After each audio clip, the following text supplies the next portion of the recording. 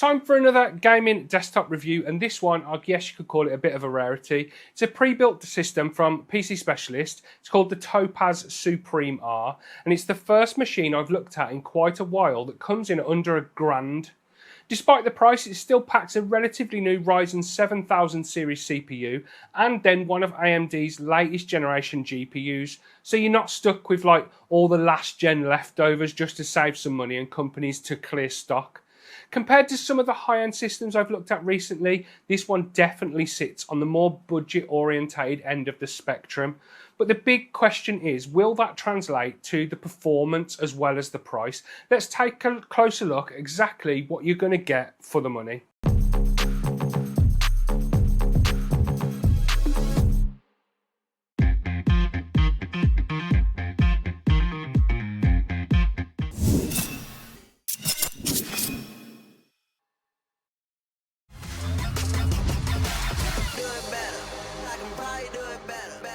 Hi guys, I'm Matt and welcome to Kitguru. So let's start with the pricing then, as I always do. The Topaz Supreme R is priced at £999, as I mentioned a second ago, which puts it firmly in the budget to mid-range bracket, especially by 2025 standards.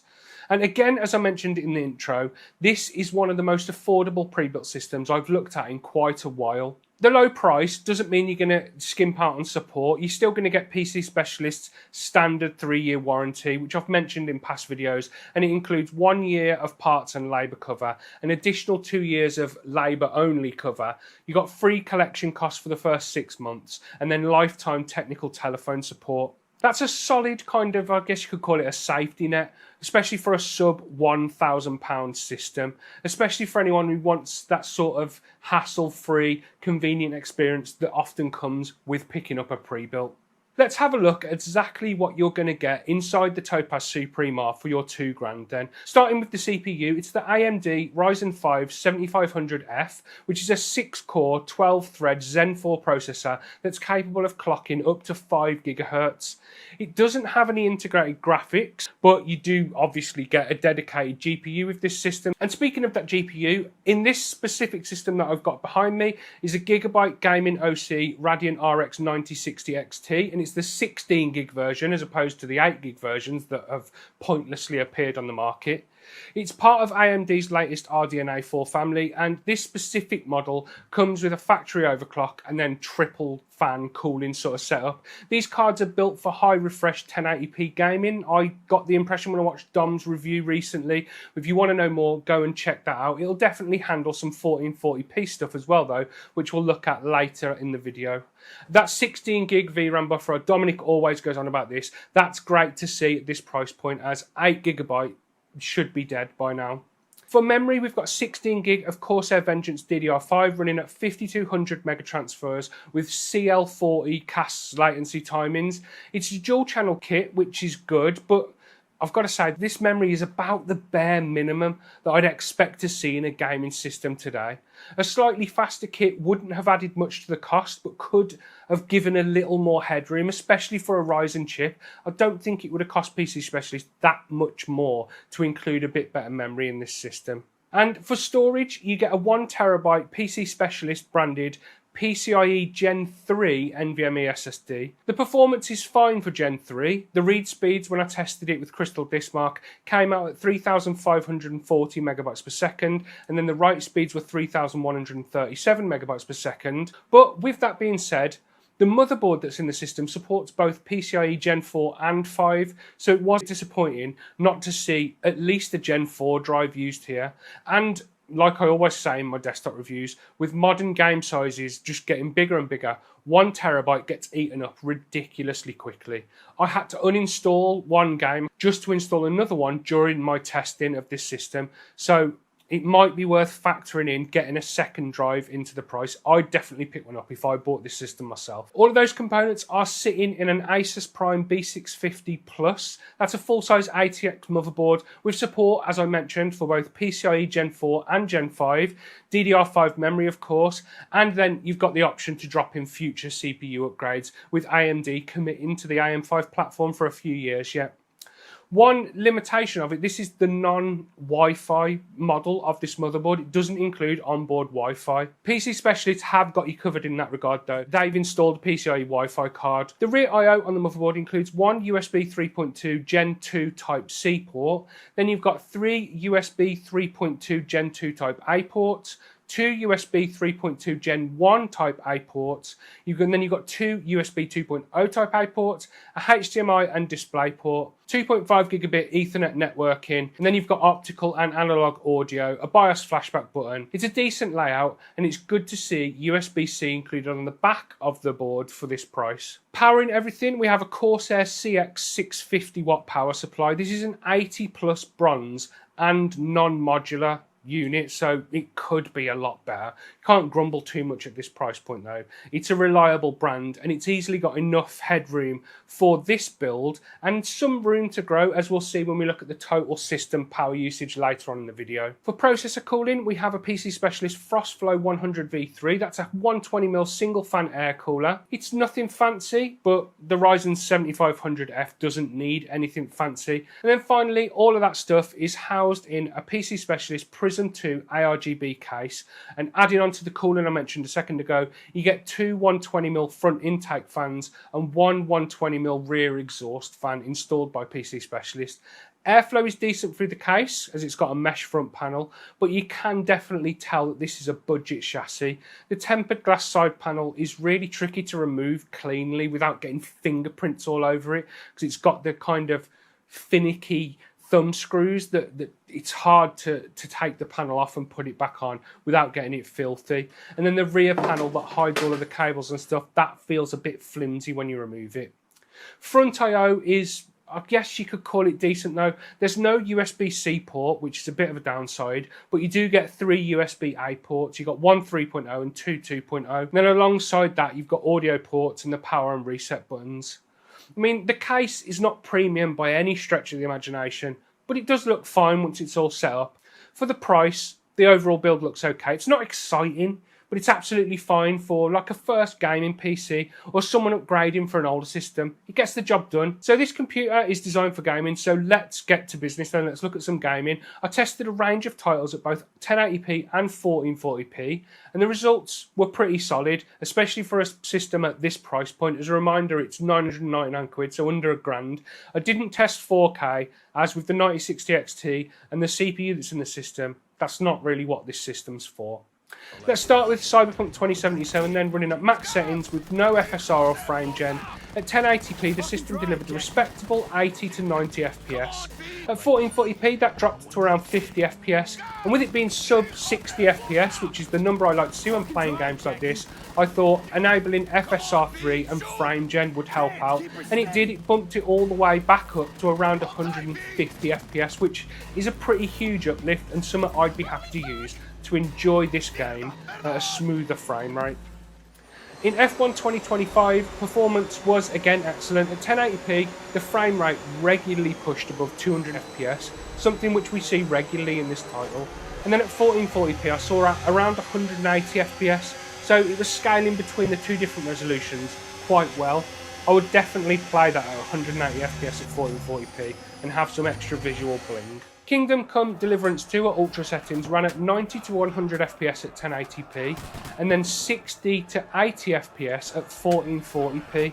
But once again, turning on FSR 3.1 at the quality preset at 1440p brought performance back up, this time going up to around 90 to 100 FPS, which is more than acceptable on a sub £1,000 computer in a game that's as demanding as this. And I've thrown a few esports titles into the mix this time around, as I feel a lot of people that pick up this computer will play those sorts of games. Young kids and stuff are into that sort of thing. So the first one, Counter-Strike 2, and that was another strong performer. At 1080p ultra settings, I saw around 150 FPS, which isn't going to set the world on fire, but it's decent. And at 1440p, it dipped only slightly to around 120 FPS. That's still more than enough for competitive play. Not if you're going to go up against the best and climb the ranks and stuff.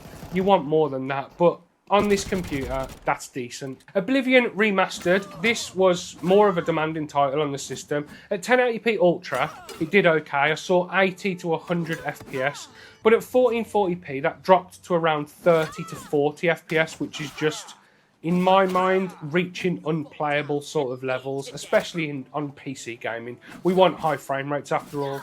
Enabling FSR and frame gen though brought that back up to roughly 100 FPS at 1440p, which makes a noticeable difference, of course, to how it feels. And again, I'd be happy to play it with those features turned on, the scaling and stuff in the frame gen, if it meant I had a better experience enjoying this pretty legendary game. The second sort of competitive esportsy title I've thrown in then is Fortnite, because it's still crazy popular.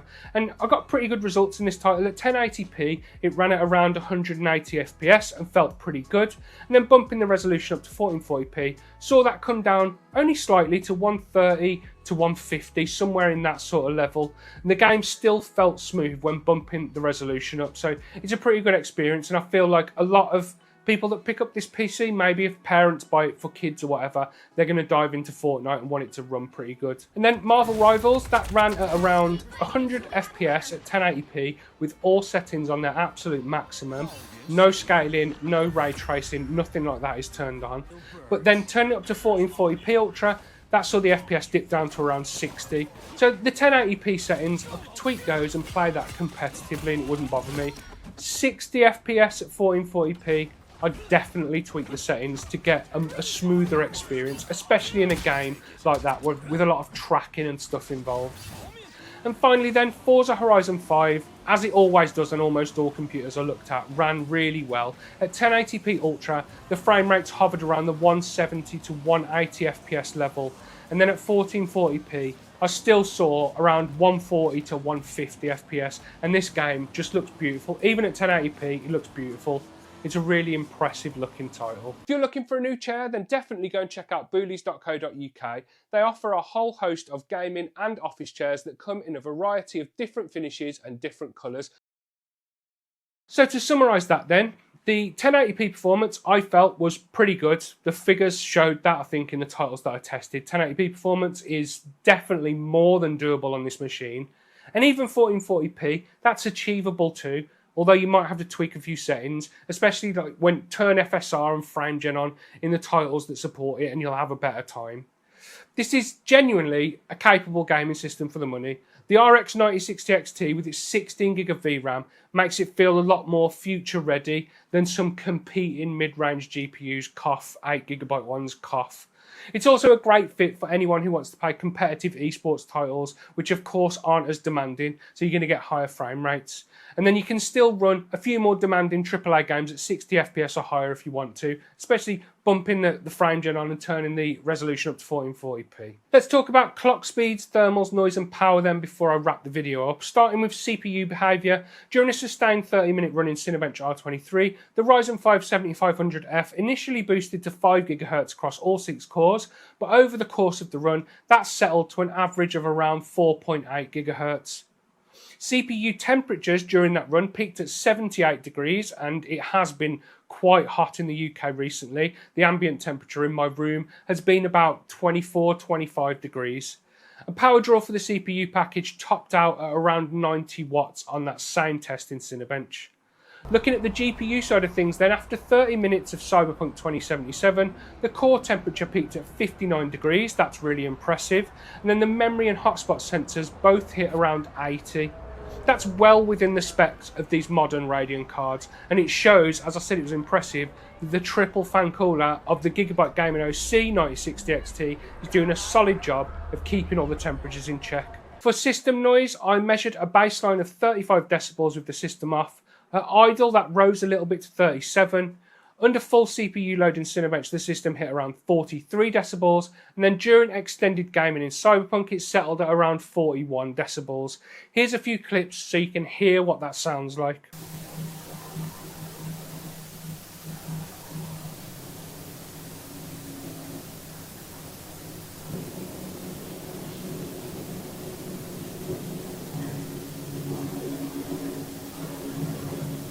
And finally then, system power draw. because energy prices keep going up, so we have to keep these things in check. When I measured it at the wall socket, it came in at around 62 watts when idle, 151 watts when under full CPU load in Cinebench, and then roughly 250 watts during some Cyberpunk gameplay, so nothing too crazy at all. So to wrap things up then, I think the Topaz Supreme R is a decent computer.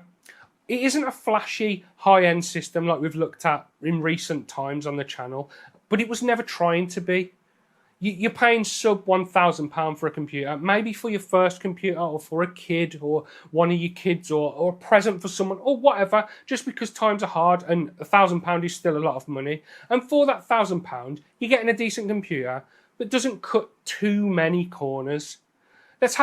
I'll do it a pro and con thing. The pros then, it's got great 1080p gaming performance and then serviceable with a few tweaks 1440p performance.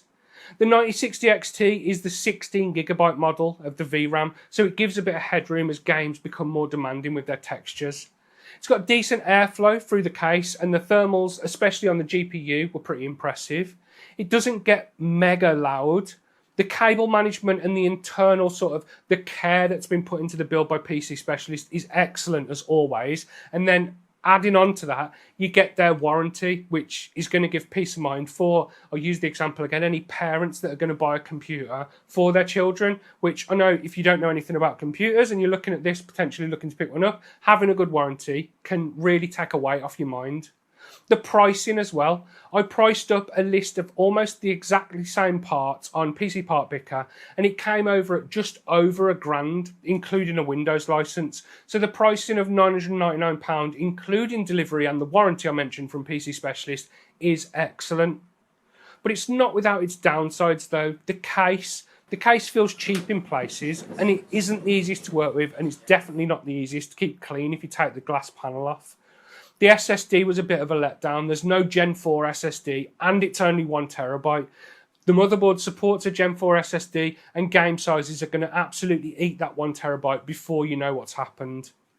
I think, to summarise then, if you're after a kind of no-fuss gaming rig that delivers decent 1080p FPS in competitive titles and can handle more demanding games with a bit of help from upscaling and frame gen, then this system will deliver on those two things. For a first-time buyer or someone upgrading from an aging system, especially if you haven't got thousands of pounds to chuck at it, it's a very solid shout, and the value for money is really good. I suppose that's the bottom line. And that's the end of the video, guys. I hope you enjoyed it. Please leave me a like down below if you did. I'd really appreciate it. Don't forget to subscribe to Kitguru to keep up with the latest PC gaming news and reviews. And if you go down below this video, you'll find links to our merch store, our Patreon page, our Discord server, and our website if you want to check any of that stuff out. Anyway, guys, I've been Matt. This has been the Topaz Supreme R from PC Specialist. I'll speak to you in the next one. Look after yourselves. See you later.